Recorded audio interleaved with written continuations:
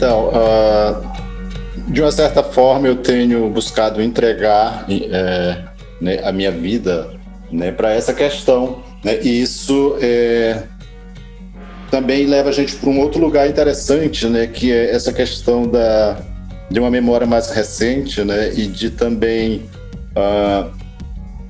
dentro do campo da ideia de cultura e arte, trabalhar mais uma vez essas questões contracoloniais e também essas questões da identidade atual, digamos assim, né? Eu tô falando, o que eu estou falando, por exemplo?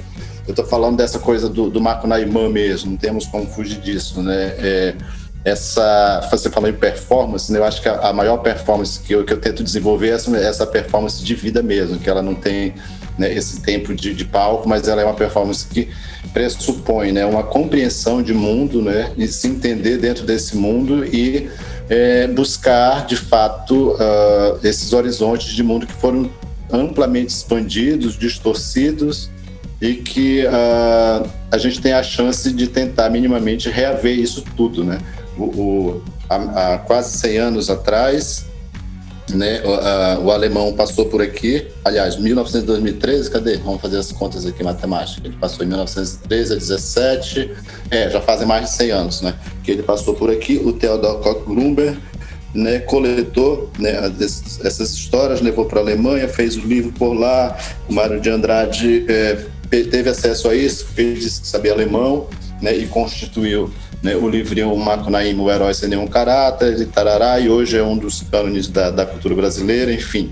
Né? Aí, de uma hora para outra, chega um maluco, né, com um cocá e cara pintada, num sebo lá em São Paulo, né, assustando o dono do sebo, que era um Nisei, um Sansei, né, um japonesinho, né, dizendo que eu quero os livros do meu avô porque eu vou levar embora para casa, porque meus parentes não sabem nada disso e tal. Fazendo performance, né? Assim, e não é uma performance para público, é uma performance de abordagem mesmo, né? De ser consciente de que, né, a gente, de fato, né, trafega nesses dois mundos e não deixa esses dois mundos confundir a gente, né? Tem esse terceiro desafio e tudo, né? Então, eu acho que é mais um exemplo, assim, da gente lidar com essas questões, né? Que envolvem também os brios da comunidade, né? Essa coisa toda que nos desafia, que a gente sabe e vive muito bem isso, né? Que esses desafios mais internos mesmo, né? Quando um ou outro parente se destaca, né? Alguns são puçangados, porque isso é parte da nossa cultura, outros são, né, encorajados, outros são apoiados, outros são, né? São vários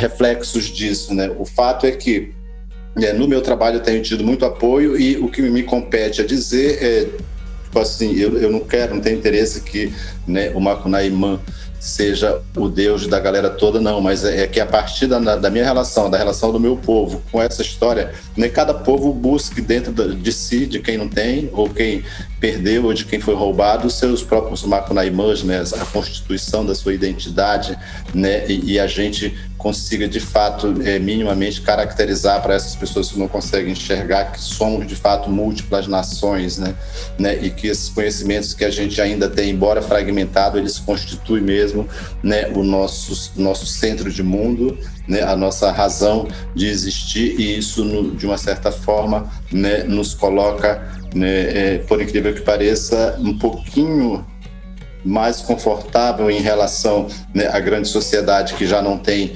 alma, né, nesse sentido, né, para onde vai, né, a minha alma depois que o mundo acabar, né? Então essa coisa do fim do mundo também foi muito levantada, né, nas performances, nos trabalhos do Ailton, e as pessoas morrem de medo, de fato, né, do fim do mundo, né? E é curioso porque que esse medo ele não chega a motivar as pessoas a se transformarem, né? Elas entregam essa energia no desespero e não sabem exatamente o que fazer, né? E aí eu trago de novo o exemplo, né, de mulheres como a Carmésia Emiliano, por exemplo, né, que, né, nasceu na Guiana, no povo Macuxi da Guiana, atravessou com sua família para o Brasil, se estabeleceu onde hoje é a Raposa Serra do Sol, né? De lá para cá teve contato com os colonizadores, onde foi empregada doméstica, e até que encontrou, né, o artista Eliakim Rufino, que constituiu aqui em Roraima, junto com Neuber Uchoa e Zeca Preto, o movimento Roraimeira, né? E lá pelas tantas, esses artistas compraram tinta e tela, né, e deram na mão da Carmesa e disseram assim, pinta, né? E a Carmesa pintou, e hoje a Carmesa é uma das artistas, né, mais importantes do circuito do que a gente questiona ainda, né, é essa questão da arte naif, né, que dentro das categorias das artes não deixa de ser uma categoria menor, né, criticamente falando, e não por acaso, ou por acaso, o trabalho da Carmesa esteja lá, né? Então, uma das funções também, né, do nosso trabalho, eu acredito que seja elevar, né, o nível, né, desse entendimento, de tirar, né, a Carmesa e a sua arte desse lugar menor da arte naif e elevá-la, né, para uma condição mais justa, né, com a própria carreira da artista. Então, o que a gente está falando? Eu estou falando de estratégia, estou falando de consciência, né?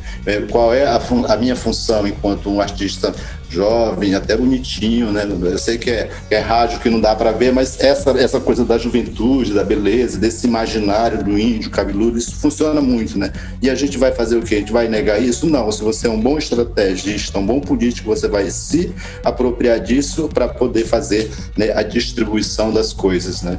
Hoje a gente tem essa oportunidade mesmo de não se ludibriar com essa história de fama e sucesso e especialmente de dinheiro, mas entender, né, que enquanto a gente viver, né, num mundo que se tornou capitalista e que esse capitalismo ele entrou pesado nas nossas culturas, e é difícil hoje a gente pensar, conceber uma vida, né, sem passar por essa questão do capitalismo, que a gente também, né, tenha as chances de experimentar essa história do capitalismo, mas que a gente não caia no risco, né, de construir impérios individuais, assim como os homens brancos adoram fazer, né? Então, essa é o desafio da função, né?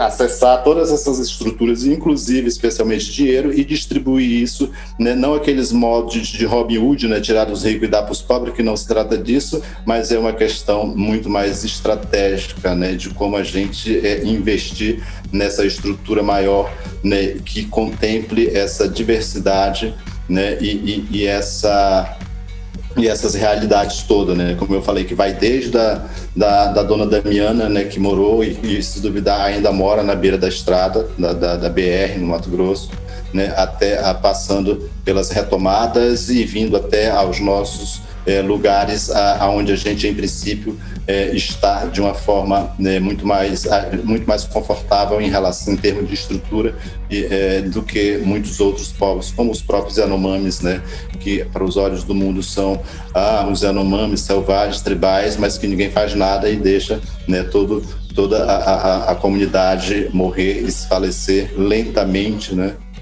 E temos aí também, né, o próprio Davi Copenau, que é desse povo, que tem um trabalho brilhante, fundamental, necessário, mas que ainda assim não consegue, né, ter uma força para, de fato, fazer algo enfático, né, quando é deliberado que a gestão do Brasil não tem o menor compromisso, o menor interesse em manter, né, as populações originárias tal qual, né, fazendo parte dessa diversidade, dessa potência, dessa questão toda de país e quer, por tudo, né, transformar, concretizar, né, esse sonho absurdo de desenvolvimento, né, de agrobusiness e todas essas questões, transformar, de fato, o Brasil, né, numa grande fazenda mecanizada, aonde os seus donos, usurpadores, né, talvez nem morem, nem vivam no Brasil.